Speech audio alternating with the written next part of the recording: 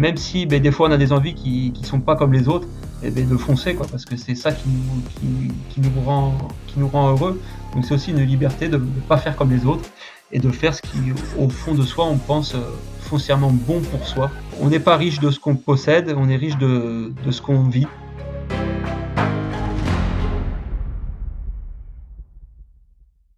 Eh ben écoute, salut Nahuel, bienvenue sur le podcast des frappés. Et bonjour Loïc.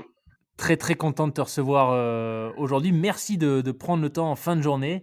Je sais que tu es pas mal occupé en ce moment. On vient d'en parler en plus avec tous les changements, etc. Tout ce qu'impliquent les mesures sanitaires actuelles. Donc vraiment un grand grand merci de te libérer du temps et de venir partager un peu ton parcours incroyable avec nous. En tout cas, je suis impatient que tu partages un petit peu plus ton histoire avec les auditrices et les auditeurs. Et du coup, pour celles et ceux qui ne te connaîtraient pas, c'est-à-dire tous ceux qui ne sont pas dans l'univers du trail, est-ce que tu pourrais peut-être commencer par te présenter, nous expliquer ton parcours sportif récent et peut-être d'où tu viens? Un grand merci à toi Loïc. C'était un plaisir de me libérer de mes obligations pour être parmi vous.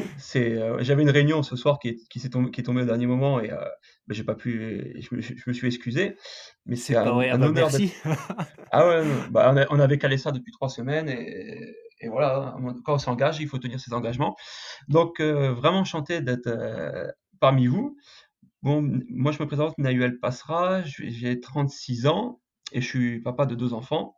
Voilà. Au niveau professionnel, je travaille pour l'Ariégeoise de cyclosportive, qui est une grosse cyclosportive qui rassemble chaque année plus de 5000 personnes.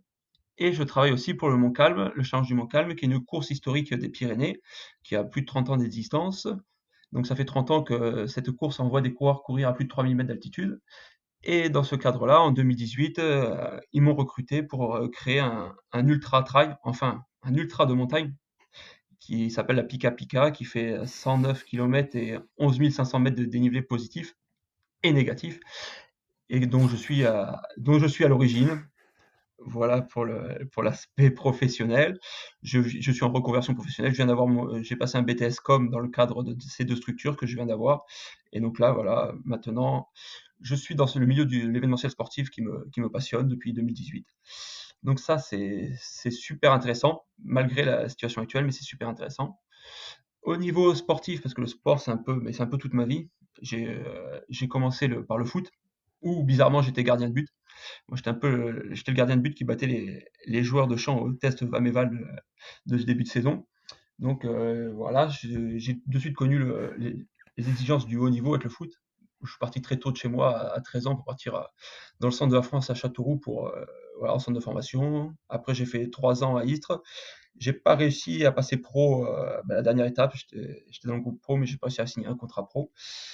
Je sais pourquoi, je peux m'en prendre qu'à moi-même. À un moment donné, j'ai pas fait les bons choix et on peut pas faire la fête et être performant.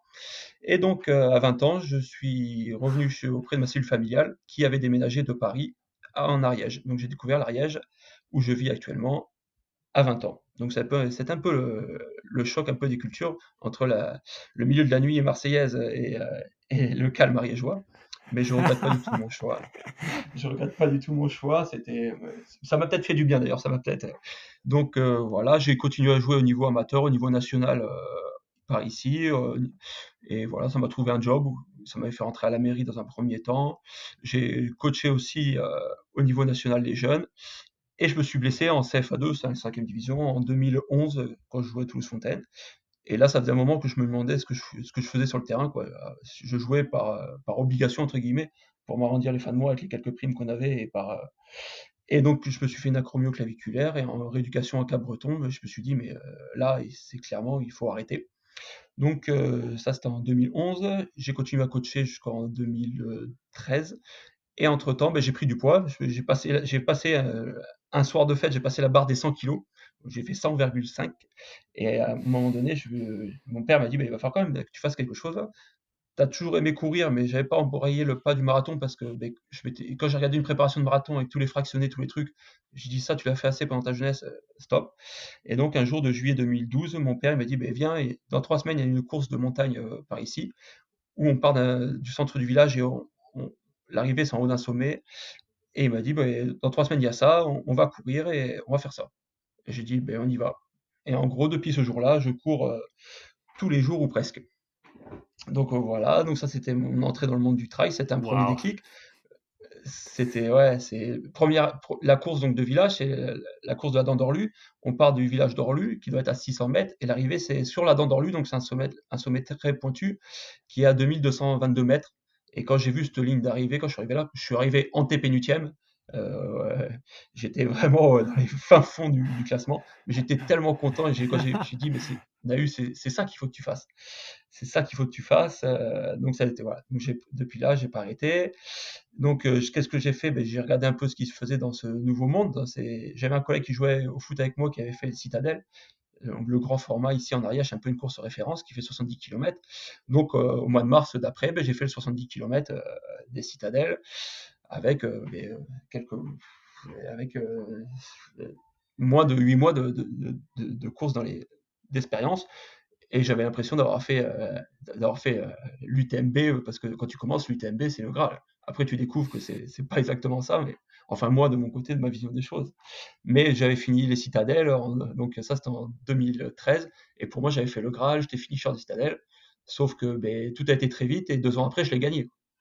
Donc, ça a été dès Ah oui. 2014, voilà, ouais, ouais, de suite, j'ai voulu faire du long, ça m'a attiré. J'avais mon cousin Germain qui vivait à La Réunion qui m'a dit: «Nahu, tu commences à faire ça, il faut que tu viennes faire la diagonale». Ah, j'ai dit: «Ouais, pas de problème, moi ça me plaît». Donc à force de courir tous les jours, beh, tout le monde me disait: «Mais tu t'en fais trop, t'en ferais trop». Mais moi, comme ça me plaisait et que je faisais pas ça dans une optique de performance, ça me plaisait. Donc j'ai commencé à perdre beaucoup de poids, à m'affûter. Ouais, les capacités cardiaques, je les ai eues depuis très jeune. Et en fait, le fait de s'entraîner tous les jours, c'est quelque chose qui est acquis dans mon organisme depuis longtemps. Donc il a fallu que la machine se remette en marche. Donc très vite, j'ai eu des résultats sur des petites courses ici. Mais moi, ça m'intéressait pas. On m'a dit: «Mais Nahu, pourquoi tu veux faire du long? Tu gagnes des courses, des petites courses». Je dis: «Mais moi, je m'en fous de gagner des courses. Moi, ce que je veux faire, c'est vivre des aventures. Il faut que je fasse la diagonale, mais je vais faire la diagonale». Donc en 2014, j'ai fait ma première diagonale, et où j'ai fini, je sais plus, 30e. Et voilà, c'était mes premiers ultras. Donc ouais, et là j'ai eu la révélation. L'endurance m'a beaucoup plu. Donc et après tout s'est enchaîné très vite. Tout s'est enchaîné très très vite. Donc 2014 première diagonale. 2015 je suis revenu à la diagonale. J'ai commencé à performer sur du long. Et voilà, je refais, ouais, bah, même si c'est vraiment pas mal mon leitmotiv, la performance. D'ailleurs, bah, l'exemple type, c'est la diagonale. La deuxième diagonale, à, la, à 30 km de l'arrivée, on était avec Nouria Picasse, on était 11e avec un collègue des Pyrénées, Maxime Casajou. Et un collègue arrière nous rejoint. Et donc on avançait, en randonnée on était, hein, clairement. Et il y a un coureur qui nous double et on lui propose de finir avec nous. Et il nous dit, non, non, il faut que j'aille faire un top 10. On se regarde, j'étais le plus frais des trois. Nahu, tu veux faire un top 10? Non, non, mais un top 10, moi je m'en tape la coquille de faire un top 10. Je préfère finir la diagonale avec trois Pyrénéens. Et c'est des moments qu'on se rappellera toute nos vies, plutôt que courir comme un poulet sans tête, là, où voilà, on court plus trop, mais d'avancer pour un hypothétique top 10, quoi. Donc voilà, on a fini entre Pyrénéens, c'était un super moment. Et voilà, donc ça c'était en 2015. Et après, en 2016, en fait, il y a eu un premier déclic qui a changé un peu ma vision des choses. Bah, de suite, j'étais attiré par le long et le technique, sauf que, ben, en fait, dans les Pyrénées où j'habite en Ariège, ben, même à la diagonale, je me suis vite ennuyé, quoi. Et donc, pour moi, le Graal, c'était la Ronda del Cim, donc c'est 170 km et 13 500 mètres de dénivelé. Et en 2015, j'ai fait troisième. En 2016, ils m'ont réinvité, et moi, je me suis dit: «Tu as fait troisième l'année dernière, waouh, est-ce que c'est pas possible de faire mieux?» Mais comme ils m'avaient invité et que ben, j'y suis allé, et là, je l'ai gagné. Je l'ai gagné, et pour moi, c'était vraiment le Graal, c'était vraiment le rêve. C'est comme si un trailer gagnait l'UTMB. Parce qu'en tant que montagnard, moi, l'UTMB, ça me fait vraiment pas vibrer, quoi. Et donc, j'ai franchi cette ligne, et ben là, parce que c'est des mois de sacrifice, et bah, en ayant un job, en ayant tout, une vie de famille et tout, c'est des sacrifices bah, énormes. Et donc, j'ai franchi cette ligne, alors j'ai dit, mais là, maintenant, j'ai fait ça, oh, qu'est-ce que je vais faire? Et là, l'organisateur, il m'a dit, ben, on va créer un truc, ça s'appelle l'Euphoria, c'est 230 km et 20 000 mètres de dénivelé, en équipe et sans balisage. Et là, ma vision, elle a complètement changé, parce que j'ai toujours aimé Ah ouais. partager, et le fait de commencer à le sans balisage m'a beaucoup plu. Parce que souvent, le trailer, dans le monde du trail, pourquoi tu fais du trail? Ah, pour être libre. Sauf que manque de bol, dès qu'il manque une balise tous les 20 mètres, ben là, en tant qu'organisateur, on se fait lyncher. Donc, j'ai découvert la montagne sans balisage, et ça, de suite, c'était le deuxième déclic, et surtout le très très long. Parce que ben, 220 km, c'est vraiment la gestion des nuits. Parce que quand la Ronda del Sims, j'ai dû mettre 31h30. Donc 31h30, tu dors pas. Donc dans la foulée de la Ronda, j'ai fait le Tour des Géants en 2016. Et là, c'était la première fois que j'étais confronté au vrai ultra endurance, où il faut gérer son sommeil. Et là, j'ai pris une belle claque, où j'ai beaucoup souffert, mais j'ai beaucoup appris. Et après, c'est vraiment ça maintenant qui me plaît énormément, c'est le très long, le très sauvage, et la liberté, quoi. Donc j'ai enchaîné en 2017, 2018 le Foria. Et en 2019, on a fait dans la même mouvance, on a réussi à terminer Bob Graham en Angleterre, qui est un défi sur 24 heures où tu dois faire 42 pics et tu es libre de ton chemin, et ça fait 110 km et 9000 mètres de dénivelé, quoi, dans le nord de l'Angleterre. Donc voilà un peu Waouh! où j'en suis. Et après, donc depuis 2018, ben voilà, j'ai un travail qui est passionnant. Donc comme toute passion, ben, ça prend pas mal de temps. Et donc avec les deux enfants aussi, je prends, je cours moins, et donc je suis moins performant. Mais ça c'est vraiment pas c'est vraiment pas mon souci. Voilà un peu le personnage. Ouais, ouais, c'est juste génial d'écouter, ton parcours parce qu'on sent vraiment que c'est la passion et pas du tout cette recherche de performance ou de podium et je trouve que ton histoire, tu vois, sur ta deuxième diagonale, où potentiellement tu pouvais faire un top 10 et tu as préféré finir avec des amis pour les souvenirs que ça t'a permis de créer. Je trouve ça chouette, je trouve que ça illustre vraiment, on avait déjà un peu échangé avant, donc je trouve que c'est vraiment l'exemple parfait de, j'ai l'impression de ton parcours. Est-ce que tu pourrais juste, pour le Thor, parce que c'était le troisième ou quatrième invité, je crois qu'on a sur le podcast qui a fait le Thor. Juste pour qu'on ait Ouais. une idée, parce que tu dis que tu as beaucoup souffert, tu l'as fini en combien de temps et qu'est-ce que tu as trouvé particulièrement difficile? Parce que comme on a déjà parlé sur d'autres épisodes, je trouve c'est Ouais. intéressant, je pense, pour les gens, ils pourront tout de suite, s'ils ont écouté les autres épisodes, voir ce que c'est. Ouais, c'est clair. Alors donc le Thor des géants, j'avais prévu de mettre entre à peu près un peu moins de 80 heures, mais finalement j'en ai mis 110. En gros, ce qui s'est passé, c'est que je sortais de la Ronda del Sim, donc qui est l'ultra trail sur le format 100 miles, le plus technique. Et j'avais parlé pendant ma première Ronda l'année d'avant avec Antoine Guillon, qui m'avait dit, sur le chemin de la Ronda, il m'avait dit: «Le Thor, c'est la course la plus technique que j'ai jamais fait». Donc moi, je sortais de la Ronda, j'étais faire que des crêtes par chez moi. Je suis sorti du chemin de la Ronda, j'étais au-dessus, j'étais faire des crêtes, je me suis enroché, voilà. Sauf que le Thor, c'est une course de gravel, quoi. J'ai très, très, très vite déchanté, quoi. J'ai très vite déchanté parce que c'est beaucoup de pistes, parce que la montagne sauvage telle qu'on la voit, nous, dans les Pyrénées, ou telle ma vision des choses, non, parce qu'il y a des courses dans les Pyrénées, c'est pareil, mais ma vision de la montagne, en fait, je me suis trompé totalement dans ma préparation, quoi. Et donc j'ai très vite déchanté. J'ai très vite déchanté. Après, c'est une course qui est magnifique, mais je m'attendais pas à devoir faire des 5 kilomètres sur une piste, quoi. De passer à 3300 mètres, dans des cols où on peut passer en 4x4. Le col Malatra, on a passé le col de Malatra, donc là j'étais blessé, donc on reviendra peut-être là-dessus, sur toute la souffrance que j'ai endurée pendant cette course-là.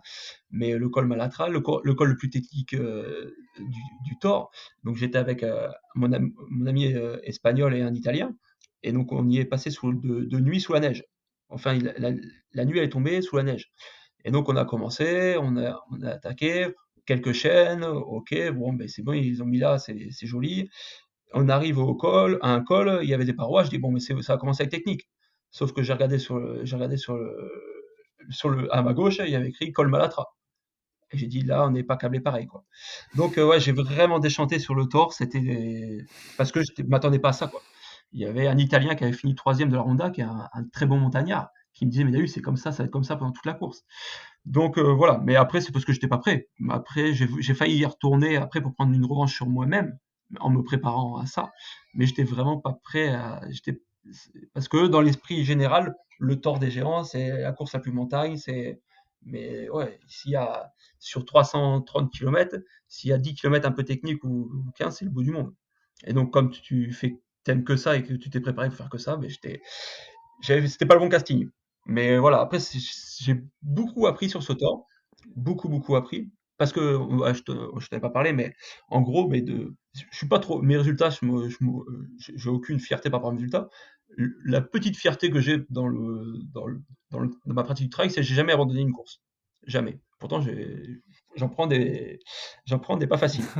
Et au torse, c'était la première fois où je me suis posé la question avec moi-même. Là, clairement, c'est trop difficile, j'ai trop mal, la douleur est trop présente, je peux plus avancer, il faut que j'abandonne. Et donc ça, c'est donc en gros ma course, bon, parce que c'est important de parler des échecs parce que c'est bien plus intéressant que les victoires. Et donc Ouais, pendant ouais, ouais. 50 kilomètres, ça s'est très très bien passé. Bah, après, même si d'ailleurs, j'ai vite compris que j'étais pas assez expérimenté parce que au bout de 50 kilomètres, j'étais avec l'Italien qui a gagné et je lui ai demandé, on va pas un peu trop doucement là? Et il m'a dit, on va déjà trop vite. Et en fait, parce que j'étais pas habitué j'avais pas les codes de ces épreuves. Et donc, j'ai eu des douleurs aux pieds très vite. J'ai voulu compenser. Les douleurs aux pieds se sont transformées en un TFL, puis 2 TFL. Donc, voilà, je crois qu'au kilomètre 90, en haut d'un col à peu près, bah, j'ai pris mon téléphone, j'ai appelé mon épouse. Je lui ai dit, mais là, je crois que les douleurs font que, mais pour la première fois, je vais peut-être penser à arrêter. Euh, et là, mon épouse elle m'a dit, non, mais attends, on a eu, depuis le temps que tu me dis, tu vas pas abandonner, c'est pas TFL, je sais pas quoi, parce que ma compagne, elle est pas du tout dans le monde du sport, et c'est le TFL, elle sait même pas ce que c'est, tu vas t'arrêter. Et donc, j'avais un Français à côté de moi, il m'a dit, elle t'a dit quoi? Ah, elle m'a dit, ben, il faut continuer. Donc, je suis arrivé au ravitaillement d'après, je me rappellerai toute ma vie, d'un petit refuge italien d'Horizon le Secret.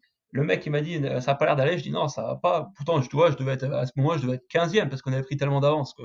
Il me dit, mais attends, mais t'es 10e ou 15e. C'est énorme. Je dis, non, mais j'ai mal. Il me dit, attends, j'ai le secret pour toi. Il m'a fait une polenta alla fontina. Ah, ouf, j'ai pris 500 calories. Il m'en a resservi une deuxième. J'ai dit, oui, resserre-moi parce que là, il me reste 240 kilomètres à faire pour pas abandonner, là, pour mes principes à la con. Et donc voilà, moi j'ai continué, j'ai souffert énormément. Ça a fini que je descendais en marche arrière, que j'avais les TFL qui cristallisaient et que j'ai mis 110 heures. Voilà, ma femme m'a dit, au bout de 4 nuits, ma femme m'a dit, là, il faut que tu arrives ce soir parce qu'il n'y aura pas de cinquième nuit dehors.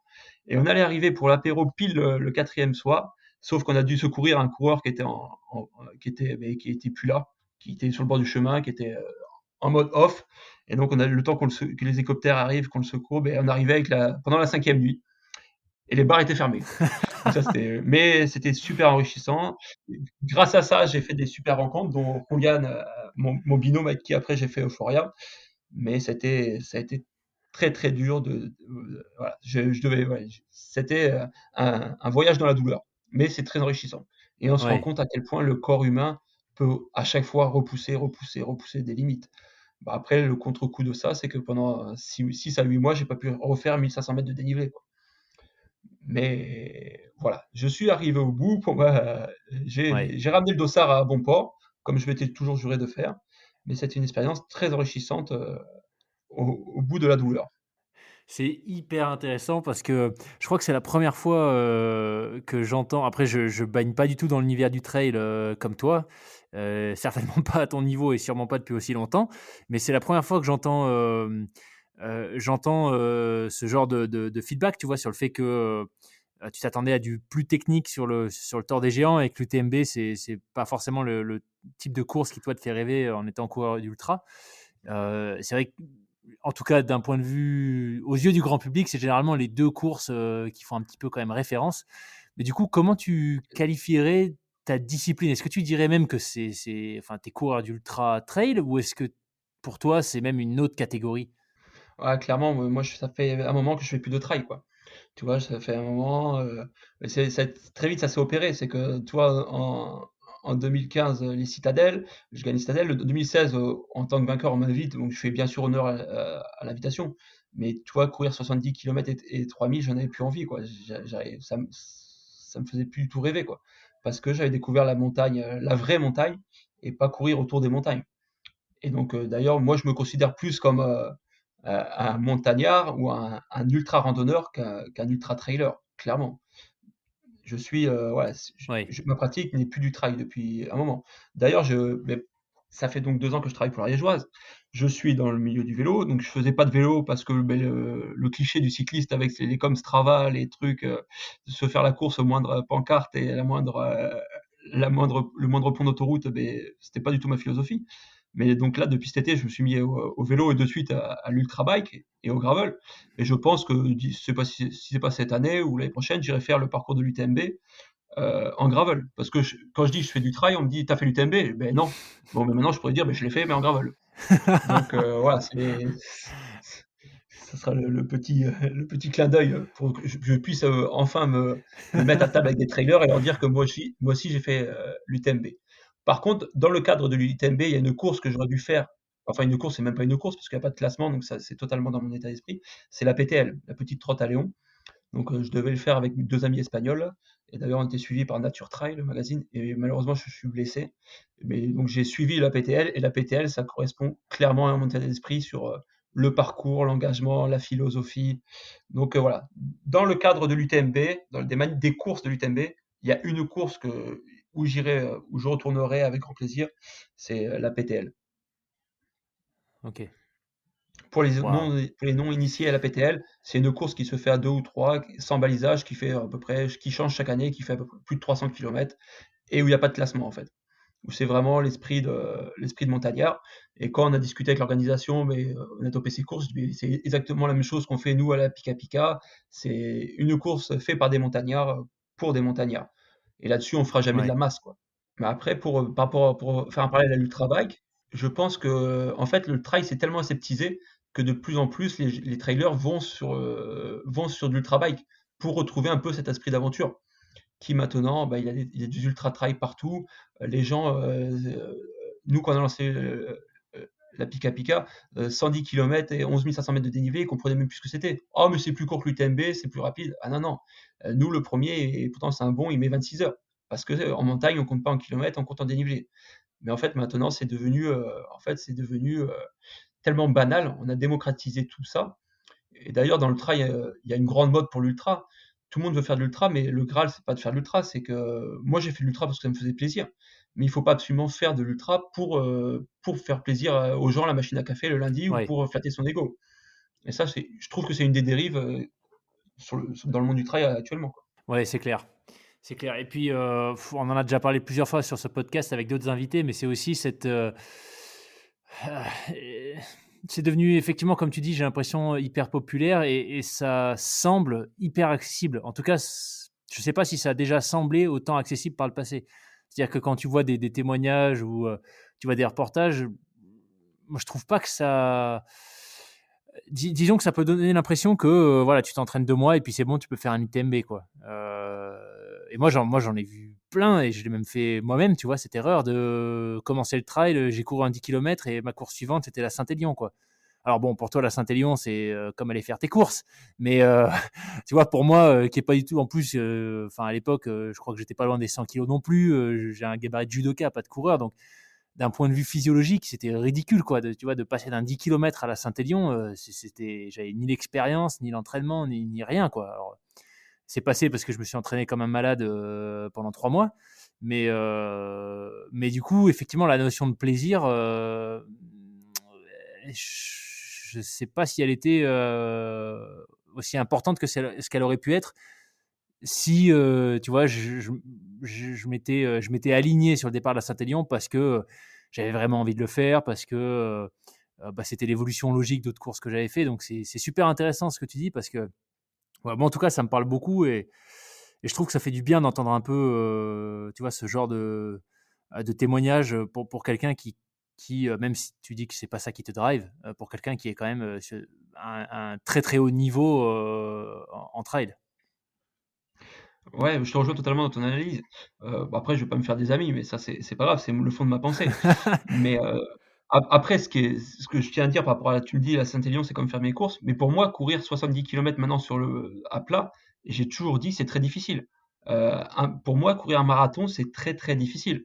Parce que il faut le chrono de se battre contre le chrono, c'est le plus, c'est ultra difficile. Nous, on est en montagne, on est en ultra, on part pour plusieurs jours. T'as un coup de mou, tu regardes le paysage et ça passe, quoi. Donc, mais où Ouais. j'ai vraiment pris conscience de ça, et ça va corroborer tes dires, c'est que donc après le reportage sur la PTL, j'étais avec David Gontier, un célèbre photographe de trail, et il suivait pour je sais plus quel média, une femme qui faisait l'UTMB, qui se battait avec la barrière horaire. Et moi, plutôt que rester à rien faire, je l'ai accompagné, j'ai suivi l'UTMB parce que je voulais voir ce que c'était vraiment l'UTMB. Et donc la femme, elle a joué avec les barrières horaires pendant toute la course. Et donc on a suivi la fin de course. Et en fait, j'ai vu des gens qui se battaient pendant 160 km sur les barrières horaires. Il n'y avait aucun plaisir, il n'y avait aucun sourire. C'était en permanence de se battre contre les barrières horaires. Ça a éliminé énormément de coureurs et il n'y a personne qui souriait. Et tout ça pour avoir une veste bleue sans manches. Et ouais, j'ai trouvé ça. Je me suis dit, mais il y a eu, waouh, ces gens-là, c'est le diktat en fait de ça. Mais j'ai trouvé que c'était vachement limitant, quoi. Je voyais sur 100 coureurs, j'en voyais deux qui avaient le sourire. Les autres, ils étaient dans un chemin de croix. Donc je trouve que c'est une des limites parce que on fait vraiment ça pour se faire plaisir. Surtout dans la société actuelle, je trouve que. Mais c'est peut-être ma vision que voilà, trop poétique ou trop bête pour certains. Mais c'est ce que j'ai ressenti quand j'ai touché ça du doigt. Alors justement, qu'est-ce qui toi te fait rêver, sur l'ultra long et enfin, alors je sais pas si toi tu qualifierais ça d'ultra technique, mais en tout cas par rapport aux autres courses, peut-être un peu plus connues, ce que tu fais toi, c'est clairement bien plus technique. Donc c'est quoi qui te fait vibrer et qui te donne envie à chaque fois de repartir sur, toujours du plus long, toujours du plus technique jusqu'à, créer ta propre épreuve? Ouais, ce qui me fait vibrer, c'est juste, l'amour de la montagne, quoi. Moi, j'aime être en montagne. Oui. Ma pratique de la montagne est très spéciale. C'est que, depuis le début, donc j'ai pas d'entraîneur, bah, ça va, mais surtout que je pars, pour être libre. Personne ne sait où je suis. Si je veux aller dans telle vallée, telle crête, tel truc, je vais là où je vais là. Et ça, c'est quelque chose que mon épouse, elle a accepté. Bon, elle a pas eu trop le choix non plus. C'est qu'en fait, pour moi, la montagne, c'est la liberté. C'est que si je veux pas partir en me disant: «Beh, je veux faire ça, ça, ça et ça». Maintenant, avec la caisse que j'ai et la connaissance du milieu que j'ai, beh, je vais un peu où je veux, quoi. Et ça, c'est une richesse. Je fais clairement de la montagne pour être libre. J'y suis tellement bien que le soir, pour redescendre, j'y descends pour voir ma famille. Mais si je pourrais rester là-haut, accroché là-haut, j'y resterais. Je suis happé par, mon amour de la montagne. Et ça, j'ai découvert aussi une des choses qui était un peu aussi un booster de tout ça, c'est quand j'ai découvert la montagne avec ceux qui la fréquentent tout le temps, c'est-à-dire les bergers, quoi. Quand tu commences à aller tout le temps hors sentier, ben, à lire la montagne. Quand tu commences à lire la montagne et à savoir où tu peux passer, où tu peux pas passer, où ça risque d'être compliqué, et bien ça, tu peux le transposer sur toutes les montagnes du monde et tu n'as pas besoin voilà.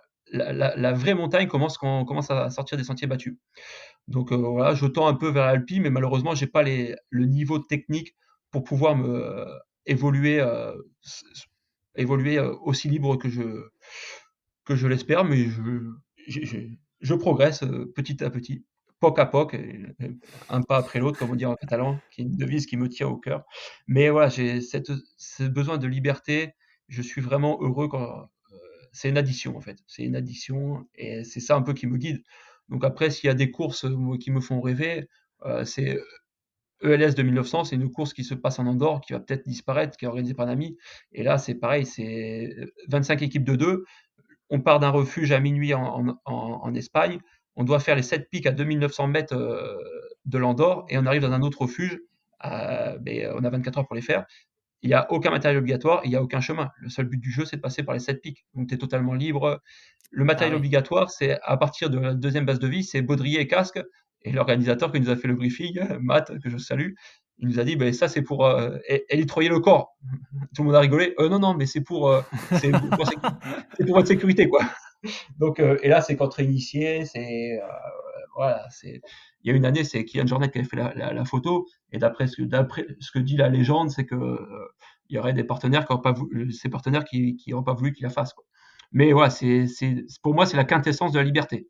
Mais ça, c'est possible de faire ça qu'en Andorre, quoi. Parce qu'en France, déjà, la Pika Pika, quand on leur a proposé le projet, ça a été, heureusement qu'on a eu beaucoup de soutien, mais ouais, de maintenant monter une course de crête avec 100 parcours officiels, juste là, il m'internerait, c'est clairement. Mais c'est ce que j'aime. C'est clairement ce que j'aime.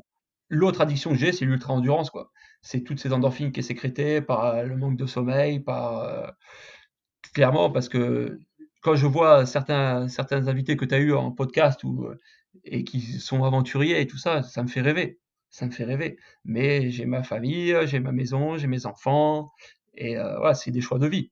Je l'ai pas franchi pour le moment et peut-être qu'un jour, je franchirai ce pas-là.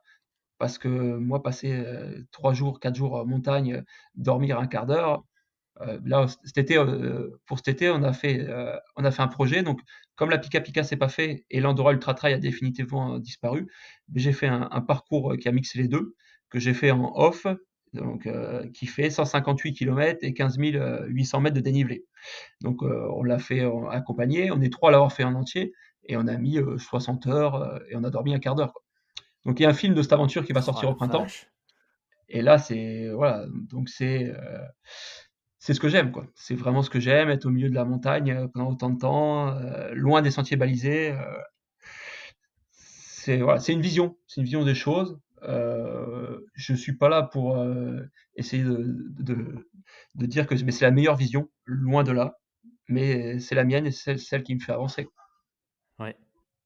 En tout cas, on sent clairement la passion. C'est hyper inspirant de voir que tu vois, justement, t'es pas, alors j'allais dire, t'es pas tombé dans ce conformisme. Je veux pas dire que l'UTMB, c'est un conformisme, évidemment, pas du tout. Surtout que je pourrais jamais faire un truc comme l'UTMB, donc bon, bah, je peux pas trop me permettre de juger. Mais je trouve ça chouette de voir que voilà, t'es arrivé dans un milieu que, initialement, qui était pas du tout le tien et que tu as suivi ta propre voie et que tu carrément, enfin, que maintenant, tu es même un créateur de contenu, entre guillemets, c'est-à-dire que tu crées tes propres expériences qui viennent challenger un petit peu, en tout cas, les courses les plus populaires de la discipline. Donc, c'est vachement inspirant, je trouve. Ah bah, si toi tu oses pas le dire, parler de conformisme, mais moi je vais le dire, clairement c'est du conformisme. À partir quand j'ai commencé à avoir des résultats en 2015, j'ai intégré un team. Donc pendant 5 ans, j'ai été dans le team Craft Salming et en fait, mes premières questions, c'est: «Est-ce que ça va coller mon état d'esprit avec le team?» Heureusement, je m'étais renseigné, le team manager était énorme, il était une super ambiance, on a des souvenirs, énormes et donc le contrat s'est terminé là, enfin le partenariat s'est terminé au début de l'année. Et donc là, de suite, pour l'instant, j'ai pas d'équipementiers qui me suivent. Donc j'ai eu quelques propositions et les gens, ils me disent: «Mais Dahu, tu pas de» bah non, parce que je préfère, heu, refuser d'associer mon image à une marque, avec des valeurs qui me correspondent pas ou des personnes que je ou dont je partage pas les valeurs, plutôt que ça fait bien, d'avoir un partenaire. Je suis en partenariat depuis bien longtemps avec Ouais, Meltonic, une marque de nutrition. Et une fois, j'étais avec une athlète sponsorisée par Meltonic, qui est championne du monde et qui mange pas de produits Meltonic, ou qui mange pas du tout. Et je lui ai demandé, mais pourquoi? Elle me dit, parce qu'il faut avoir un partenaire nutrition. Ah, il faut. En fait, presque le package ah ouais, du, ouais, du, du, du trailer élite, mais moi je suis pas du tout un élite, loin de là. Mais le package du trailer, du bon trailer, c'est d'être ambassadeur, d'avoir ah, mais pas du. Moi je trouve que c'est une standardisation d'être sur Strava, de vouloir des coms, d'avoir la cote ITRA, parce qu'il y a un référencement, il y a un classement officiel ITRA qui est un peu le juge de paix de tous ouais. les trailers. Et moi je dois être un des seuls à les avoir contactés pour me faire retirer de leur base de données par rapport à la RGPD, parce que je voulais pas Ah ouais, figurer t'as fait là-dessus. ça? Ouais, ouais, j'ai dû envoyer un paquet de mails parce que c'était compliqué. Mais voilà, moi, je suis pas du tout dans cette optique-là. Mais ça peut, voilà, certaines personnes ne comprennent pas, comprennent pas ma vision. Ma vision, elle est ce qu'elle est. Quand je m'engage sur un partenariat, déjà, la plupart de mes partenaires qui me suivent, c'est des partenariats fidèles avec des entreprises, avec des valeurs dans lesquelles je crois et que je préfère être seul que mal accompagné. Même si un partenariat comme Craft Ouais. m'a permis Craft et Salming en chaussures, ça m'a permis de clairement courir parce que moi j'avais un petit salaire, que ça soit avant à la mairie ou après quand j'étais en contrat de professionnalisation. Mais comme moi, les grosses années, je faisais 350 000 de D+, que dans la caillasse, j'usais 16 à 18 paires de chaussures par an, quoi. Et ça, si j'avais pas eu l'appui de mes partenaires à l'époque, financièrement, j'aurais pas pu courir. Donc voilà. Là, il me reste quelques paires de Salming pour faire un peu. Et après, je ferai comme tout le monde. Si je trouve pas un partenaire d'ici là, je ferai comme tout le monde. J'irai acheter ma paire de baskets plutôt que voilà. Mais je trouve que d'associer son image à des valeurs, c'est super important parce que Mmh. c'est après c'est un peu l'image c'est que ma vision à moi personnelle. Mais j'ai toujours voulu vivre avec mes convictions plutôt que prendre celles des autres, quoi. Clairement. Ouais, c'est un beau message. Je suis 100% d'accord, mais bon, je trouve que ça fait quand même vraiment du bien d'entendre ça venant de quelqu'un, encore une fois, euh, qui est clairement, enfin, qui est clairement dans la performance dans sa discipline. Donc, c'est chouette à entendre. Ouais, mais après, attention, ce que je tiens à préciser, c'est je crache surtout pas dans la soupe, hein. C'est loin de là, mais c'est juste que j'ai des accords solides avec les partenaires avec qui on partage les mêmes valeurs. Parce que c'est facile de dire, oui, il passera, il a eu des partenaires et maintenant il crache dans la soupe. Loin de là. Je dis juste que quand on fait un partenariat, c'est vraiment important, et même pour l'impact du partenariat. Quand l'image de ton partenaire il te colle à la peau, eh ben, c'est gagné, quoi. Plutôt que mettre une Ouais, ribambelle ouais, de hashtag, de changer de marque toutes les 2 minutes. Voilà, je tenais juste à le dire parce que ouais, c'est ouais. important, quoi. Ouais, c'est-à-dire que toi, ce qui t'intéresse, c'est un vrai partenariat, c'est pas simplement une association d'images. Tu as envie que ce soit un engagement des deux côtés, si je comprends bien. C'est-à-dire que l'athlète Ouais, se sente engagé vis-à-vis de la marque et que la marque soit engagée vis-à-vis de l'athlète. c'est clair. Et quand moi bah, tu vois, ça soit Meltonic, il y a quelques marques qui m'aident, ce sont des frontales, toutes des frontales made in France depuis le début. Voilà, et Meltonic, ils m'ont envoyé un contrat, ou Sri à Toulouse, ils m'ont envoyé un contrat. J'ai dit, je les ai appelés, j'ai dit, non, non, mais le contrat, moi je signe pas de contrat. On se serre la main, je sais ce que j'ai à faire, et de votre côté, il n'y a aucun souci. Et voilà, j'ose espérer qu'il y a encore la parole donnée à une valeur à notre époque, même si ça se perd totalement, quoi. C'est gagnant-gagnant, quoi. Dans mon optique, quand je vois les choses, c'est gagnant-gagnant. Super. Super. Eh ben, écoute, merci d'avoir partagé aussi ouvertement ta vision des choses. C'était super intéressant. Est-ce que tu peux peut-être continuer à nous faire rêver en nous parlant de la Pika Pika? Ouais, la Pika Pika. La Pika Pika, c'est voilà, donc il y a eu le lancement dans notre département de l'Ariège d'un projet qui s'appelle Ariège Terre de Trail, afin de développer de promouvoir le trail en Ariège. Et lors de cette réunion, le président de l'organisation du Mont Calme me dit, mais Nahu, tu t'entraînes tout le temps dans nos montagnes. Euh, Moi, j'aimerais faire un ultra. Ils avaient fait un ultra pour le 25e anniversaire avec, ils avaient relié le marathon et le trail de 25 km que j'avais fait. Mais là, j'ai dit, mais moi, il n'y a aucun souci, je peux te relier mes traces d'entraînement. Mais par contre, ça va piquer. Ça va être, t'inquiète pas, Nahu, on est prêt, on a discuté. J'ai envoyé la trace parce que c'était vite fait. Le lendemain, j'ai envoyé la trace. Il m'a dit bingo. J'ai dit, il est fou. Et donc, le but au début, c'est clair, parce que la première trace initiale, elle faisait 115 kilomètres, elle passait par 3 pays, et dans les mêmes ratios, quoi. Avec des crêtes, voilà. Même si j'ai eu beaucoup de liberté, il y a quelques crêtes qui m'ont enlevé, mais c'est normal, quoi, parce que même si c'est une course sur des chemins très techniques, très sauvages, on a évité qu'il y ait des passages vertigineux. Parce que ça, ça peut être vraiment bloquant. Donc, c'est de la vraie montagne, mais on a évité. Ouais. Donc, on a créé ça, on a voulu faire sur 3 pays, finalement ça s'est fait sur 2 pays. Et en gros, la Pika Pika, donc c'est 109 km, 11 500 mètres de dénivelé, c'est 16 pics ou sommets à plus de 2400 mètres. On part d'Ozat, donc en Ariège, au pied des 3000 Ariégeois. On passe dans un village au kilomètre 3, on passe dans un village au kilomètre 4, et le village d'après, il est au kilomètre 109. Donc, c'est un concentré de montagne du début à la fin. Pour les trailers qui connaissent l'échappée belle, en gros, c'est l'échappée belle, t'enlèves les 20 premiers kilomètres et t'enlèves les 20 derniers, et c'est ça pendant 110 kilomètres. C'est un concentré de montagne. Et on a la chance d'avoir une organisation avec plus de 800 bénévoles qui vivent montagne, qui sont passionnés par leur course. Et ça, c'est un plus, quoi. Les coureurs, il y a des bénévoles partout. Il y a j'ai une grosse communauté qui me suit au Japon parce que j'ai pas mal de coureurs avec qui je suis ami, et parce que l'histoire a fait que j'ai une belle communauté au Japon. Donc la première année, j'avais une amie japonaise qui est venue. L'année d'après, j'en avais 11, dont un des meilleurs trailers japonais, et qui a dit c'est la course la plus difficile que j'ai jamais faite, avec les bénévoles les plus merveilleux au monde, parce qu'on en a partout. Donc c'est vraiment l'essence de la Pika Pika, mais surtout l'essence du challenge moncal, qui existe depuis 30 ans, et que depuis 30 ans, nous, le marathon, depuis 30 ans, il n'y a aucun matériel obligatoire, parce qu'il y a des ravitaillements tous les 2 kilomètres. Il y avait Andy Simons qui avait fait un dessin et qui avait croqué le fait qu'il y avait de l'eau partout, il y a des ravitaillements partout.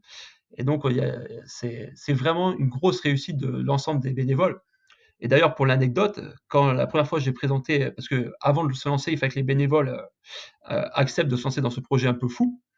Et en fait, quand j'aurais exposé le projet, la première question que j'ai eue, c'est j'ai une question, oui, je vous écoute, mais tous ces coureurs, la nuit, ils dorment où?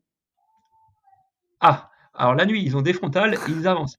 Ah, ils avancent la nuit là? Ah, mais c'est bien ça. Ah ouais, ouais, ça nous intéresse. Donc, il y avait, ouais, on n'a pas une grosse culture, on n'avait pas une grosse culture ultra en arrière là-haut. Mais là, et là, ils ont dit, ouais, de suite, nous on signe, on est prêt à te suivre. Moi, mon, ma, ma condition, c'est que ça ne nuise pas à l'organisation du marathon.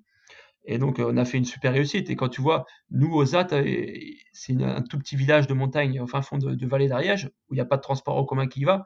Et donc, on a eu 15 Japonais, on a eu tous les continents, on a eu des Israéliens, des Brésiliens, des mecs d'Afrique du Sud, des Russes, qui viennent, qui mettent Ozat sur la carte mondiale de la montagne, quoi. Et ça, c'est C'est la génial, plus belle des reconnaissances. Parce que la réalité génial. d'une Et alors, organisation de course, le but d'une course, c'est de faire des retombées économiques sur les territoires. Et quand on voit tout ça, nous, le second de la Pika Pika 2019, il n'était jamais venu dans notre vallée. Il est venu 3 semaines avant pour s'imprégner du parcours avec son van. Il a visité, il a vu une grange à vendre, il l'a visité, et maintenant il habite dans la vallée, quoi. Il a une maison secondaire dans la vallée. Donc ça, ah ouais, c'est des anecdotes. Mais il y en a, on pourrait faire quelques podcasts pour se raconter tout ça. Mais c'est pas le but. super. Et alors, tu dirais sur des courses de ce format, si on rentre peut-être un peu, on fait un petit focus sur la partie mentale, Ouais. ou en tout cas ce qui fait la différence. À tes Mm. yeux, de spécialiste, même d'expert de ce genre de course, il faut quoi pour finir une course comme ça, ou en tout cas pour prendre du plaisir en prenant le départ? Que ce soit pour la finir à la dernière place ou à la première place, déjà si on se dit que c'est une course, on a perdu. On a perdu clairement parce que c'est pas une course qu'on vive, c'est une aventure. Donc il faut gérer son effort du début à la fin, gérer sa nutrition et gérer son équipement. Et après, nous à la Pika Pika, en 2019, au premier contrôle, on a un coureur basque, Eric Etchegaray, je le salue d'ailleurs s'il nous écoute, qui était 77e au premier pointage. Il a fini quatrième parce que il a dit Nahu, tu nous as Ah dit ouais, partir doucement, mais moi je suis parti doucement et j'ai remonté. Mais quand la plupart de nos montées, on part pour 1000 ou 1500 mètres de dénivelé d'un coup. Donc quand tu enchaînes tous ces KV, et bien à la fin, les écarts, surtout, et après on descend des fois plus de 2000 mètres d'un coup, avec 8000 mètres de dénivelé, 9000 mètres de dénivelé positif dans les jambes. À un moment donné, on descend 2000 mètres de D-. Et en fait, c'est la gestion des descentes.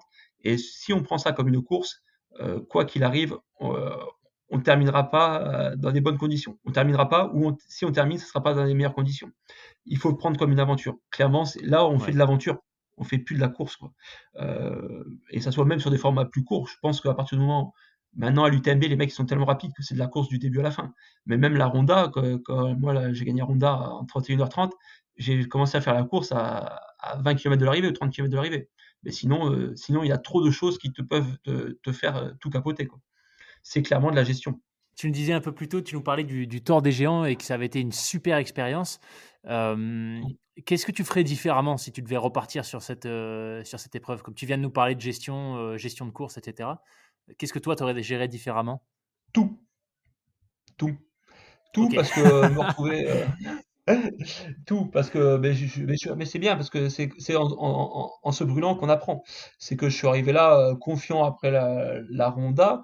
Ah oui, parce que aussi, ce que j'ai pas précisé, c'est qu'en course, j'utilise pas de bâton, juste par conviction Ah personnelle. OK. J'utilise, j'utilise les bâtons quand je vais dans le Gispet chez nous, des herbes qui glissent beaucoup, ou quand il y a de la neige, quand je vais faire pour ma sécurité. Mais en course, j'utilise jamais de bâton. Et donc déjà, ça c'est déjà pas une très bonne idée, mais ça c'est pas grave. Des mauvaises idées, j'en ai toujours. Mais en fait, très vite, je me suis retrouvé au deuxième ravitaillement. Je crois que j'étais deuxième et j'étais pas expérimenté, quoi. T'as jamais géré une course avec du sommeil. T'as pas à être deuxième à la première base de vie. Donc ça déjà, je me suis fait un peu griser parce que moi j'étais bien, j'étais vraiment bien. Et après, il y a toute la gestion du sommeil, quoi. La gestion de son sommeil sur ces épreuves-là, c'est énorme. Donc maintenant, je commence à être vraiment rodé dans cette gestion, mais on apprend sur la gestion du sommeil, on apprend tout le temps. On apprend tout le temps. Maintenant, voilà, pour préparer l'Euphoria, j'ai fait des siestes de 12 minutes pendant toute l'année. Toute l'année, j'ai fait des siestes de 12 minutes. D'ailleurs, j'avais fait un papier sur la gestion du sommeil et ça avait beaucoup amusé le journaliste. Et en fait, quand je dors sur un ultra, je dors 12 minutes. Et après, quand j'ai besoin de faire un surplus de sommeil, je dors 1 minute 10. Ceux qui utilisent les bâtons, ils savent bien le faire, ils se mettent sur les bâtons, ils s'endorment. Et en fait, quand ton corps s'endort vraiment, ben, le sursaut fait qu'il se réveille. Moi, ce que je fais, c'est que je mets le timer sur 1 minute 10. Et quand je commence à être vraiment trop en déficit de sommeil, eh ben, je dors 1 minute 10 par période. Mais on fait des kilomètres et des kilomètres en étant somnambule l'Euphoria, à chaque fois, sur les 2 épreuves, la première année, on a mis 60 heures, et la deuxième année, on a mis 65 heures, ou 68 heures et 75 heures. Et là, clairement, ben, on dort sur ces périodes-là. Sur 75 heures, j'ai dû dormir 40 minutes. Donc on voit des choses, les hallucinations, c'est Oh la énorme. vache! Mais c'est plus facile. En marchant dans la montagne, c'est plus facile qu'en ultra bike. Parce que maintenant, je m'oriente un peu vers l'ultra bike. Il me tarde de voir cette gestion du sommeil en ultra bike. Et là, clairement, c'est plus difficile parce que là, le somnambulisme en vélo, il atteint plus vite ses limites qu'en marchant. Mais Ouais, ouais, toutes ces hallucinations, tout ça, c'est vraiment ouais. quelque chose c'est un monde parallèle. Et là, les décharges d'endorphines, c'est addictif, quoi. L'ultra endurance, c'est vraiment, mais ça, voilà, comme la montagne peut l'être, et c'est une addiction. Mais C'est vraiment. sur la gestion du sommeil, ouais, en particulier, hem, comment tu as fait ça? C'est de l'expérience course après course ou, tu as été aidé par un spécialiste pour déterminer, pardon, par exemple, les 12 minutes? Qu'est-ce qui fait que toi, c'est 12 minutes et que tu arrives à te faire des micro-siestes d'1 minute 30? Comment est-ce que tu en es Ouais. arrivé à ça? Par l'expérience, parce que, en plus, c'est comme beaucoup de choses. Ce qui convient à certains ne convient pas à d'autres, mais c'est par rapport à des cycles de sommeil. Parce que qui dit 12 minutes pour dormir, dit, même pas de cycle de sommeil. Donc à partir du moment où on passe la demi-heure, on commence à être entre 2 cycles et là, c'est très difficile. Mais c'est clairement l'expérience, en fait, qui m'a fait, en faisant des erreurs. En c'est en faisant des erreurs qu'on apprend. Le processus d'apprentissage, il est rempli d'erreurs. Une des qualités que je peux avoir, c'est que, j'apprends assez rapidement et en fait, donc une course où je sais où elle va se terminer en moins de 35 heures, j'ai pas besoin de dormir. Je ressens pas le besoin de dormir parce que, mais si je sais que la course va faire plus de 35 heures, à partir de 24 heures de course, là, je commence à dormir une première fois 12 ou 15 minutes. Mais c'est super troublant. Moi, j'ai des anecdotes où je dis à ma femme: «Beh, on va dormir, tu me réveilles dans 12 minutes». Elle me réveille et je la regarde, je dis: «Bon, ben, on va à la sieste?» «Non, non, là, tu as fini la sieste». En fait, tu es complètement déconnecté, quoi. Tu dans un Et cette faculté de passer aussi d'un état de somnambulisme à un état d'euphorie, et aussi pour l'avoir testé, est aussi incroyable, quoi. Pendant l'euphoria d'Helsim, et donc on est suivi par balai GPS et j'étais avec un Espagnol et mon ami espagnol, Julian, il était somnambule, donc il avançait plus, il regardait mes baskets et d'un coup, on m'a envoyé un message comme quoi les Tchèques qui étaient derrière nous, ils revenaient alors qu'on pensait avoir 40 minutes d'avance, ils revenaient à 1 minute. Et là, je l'ai briefé avec mon franco-espagnol et je lui ai dit, Julian, les Tchèques, ils sont 1 minute derrière nous. Et là, mon ami Julian, en 2 secondes, il est passé d'un somnambule qui marchait sur un chemin à 2 à l'heure à Kylian Jornet. Il a fallu que je le calme parce que. Mais c'est impressionnant comment le corps humain peut se transfigurer d'une situation à l'autre. Il suffit qu'il y ait une décharge d'adrénaline et après, le sommeil, quand il te prend, mais en parlant d'adrénaline, parce qu'on a beau dire le guarana, la caféine, voilà. La seule chose qui te réveille, c'est vraiment l'adrénaline. Et quand tu as peur, eh ben, je peux te dire que sur une crête vraiment où il y a un danger, où il faut pas tomber, il faut pas se la mettre, mais là, tu es éveillé. Mais sur des parties plus faciles, entre guillemets, mais là, tu peux vraiment faire des kilomètres en somnambulisme. Et d'ailleurs, c'est là où c'est dangereux. Parce qu'on se rend compte qu'en montagne, souvent, les accidents, ils arrivent sur des parties avec moins de danger immédiat où on relâche la tension. Et justement, est-ce que toi, tu arrives à le sentir le moment où tu vois, tu commences à passer en pilote automatique ou tu es vraiment en train d'attaquer tes réserves. Est-ce que tu arrives à le détecter ça maintenant avec l'expérience? Ouais, ouais, j'arrive à le détecter, mais c'est pas pour ça que j'arrive à le surmonter facilement. Loin de là, parce que c'est Oui. physiologique. C'est physiologique. Et en fait, donc, ma première Euphoria, en fait, Euphoria, c'est une course en binôme. Je l'ai fait avec Julian, donc un Espagnol. Et ma deuxième Euphoria, je l'ai fait avec une Espagnole, Nerea Martinez, qui est une légende du trail, qui gagnait la Ronda del Cim. Moi, je courais pas encore. Et donc, on l'a fait ensemble. On a fini quatrième au scratch et je me suis dit, ben, on a eu, tu vas être en sous-régime, tu vas te priver de sommeil, mais comme tu vas être en sous-régime, ben, ça va passer. Sauf que, non, non, le manque de sommeil, j'ai eu des hallucinations et j'ai eu encore plus de mal à gérer ces problèmes d'hallucination que l'année d'avant. Mais parce que même en étant sous régime, même le sommeil, c'est le sommeil. Physiologiquement, d'ailleurs, dans certains pays, je crois que c'était une torture, la privation de sommeil. Donc, tant que le Mmh. corps, par les endorphines, par l'adrénaline, te tient, mais t'avances toujours. Mais après, mais ça laisse des traces. Après, on n'a pas trop de recul par rapport à ça, mais je suis persuadé que ça laisse des traces parce que moi, après une course comme ça, pendant une semaine, j'ai des cycles déjà, je suis pas un gros dormeur, j'ai un mauvais sommeil, mais pendant une semaine, je peux être en train de discuter ou à l'apéro et m'endormir sur la table, quoi. Et après, tu te réveilles de Ah suite, ouais. mais ah, le pire, c'était le tort. C'était ma première. Pendant 2 semaines, en pleine discussion, j'étais capable de m'endormir. Parce que le corps, il avait été tellement marqué Ah par ça ouais. qu'il n'était pas encore trop habitué. Mais je suis conscient que physiologiquement, par rapport à ces privations de sommeil qu'on s'inflige, on n'a pas trop de recul. Je ne sais pas ce que ça donnera. Mais c'est quand même hallucinant, c'est hallucinant le corps humain, comment il a la possibilité de s'adapter. Et si j'ai bien suivi, il y a des études Ouais. qui avaient été faites. Et en fait, c'est surtout une fatigue, pas des muscles, mais du système nerveux central. C'est lui qui, à un moment donné, a besoin de se déconnecter, quoi. OK. Ah, c'est intéressant ça. Cool. Bah, écoute, ouah, c'était vraiment passionnant. On arrive déjà à la fin, Nahuel. Moi, je Ouais. suis curieux de savoir, est-ce qu'il y a un message en particulier que tu aimerais passer? On a parlé de plein de choses, que ce soit de ta discipline, alors on a bien compris que c'est pas de l'ultra trail, c'est de l'ultra montagne, de la montagne pour les montagnards, par les montagnards. Donc est-ce qu'il y a un message que toi tu aurais envie de passer, pour celles et ceux qui nous écoutent, que ce soit en rapport avec l'ultra ou pas? Ouais, bon, un peu un message de liberté. Et je trouve que cette liberté qu'on perd vraiment dans notre société, mais essayer de la retrouver. Et la liberté, on la trouve en montagne, on la trouve dans plein d'autres domaines de la vie. Et toujours essayer de la chercher, de la trouver, et pour trouver un équilibre, pour trouver un bonheur. Et même si ben, des fois on a des envies qui sont pas comme les autres, et ben, de foncer, quoi, parce que c'est ça qui nous rend heureux.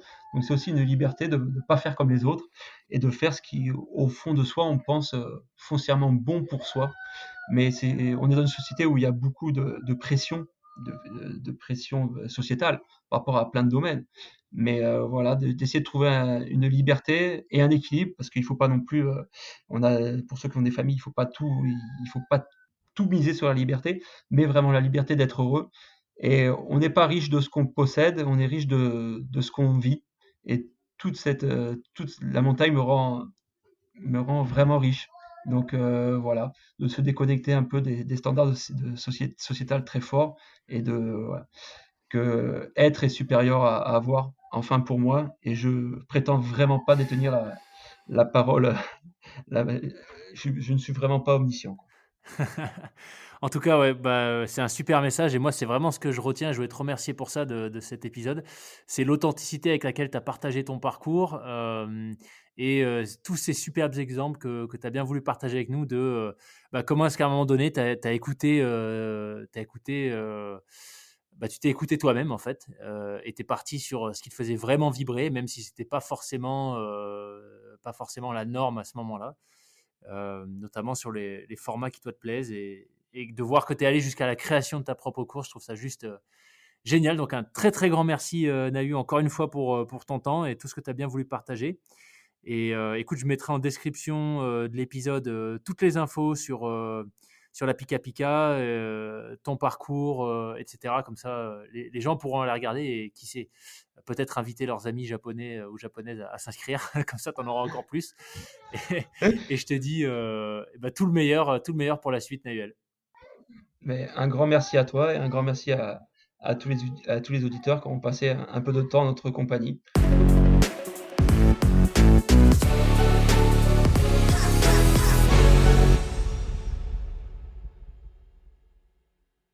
Merci d'avoir écouté cet épisode du podcast Les Frappés jusqu'au bout. J'espère qu'il vous aura intéressé, même inspiré pour vos différents projets, qu'ils soient pro ou perso.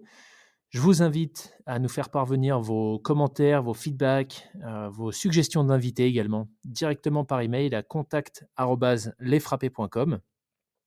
Et enfin, si vous souhaitez nous soutenir dans cette aventure, n'hésitez pas à nous laisser une note sur les différentes plateformes d'écoute que vous utilisez, ainsi qu'un commentaire. Et je vous dis à la semaine prochaine pour un nouvel épisode. Ciao!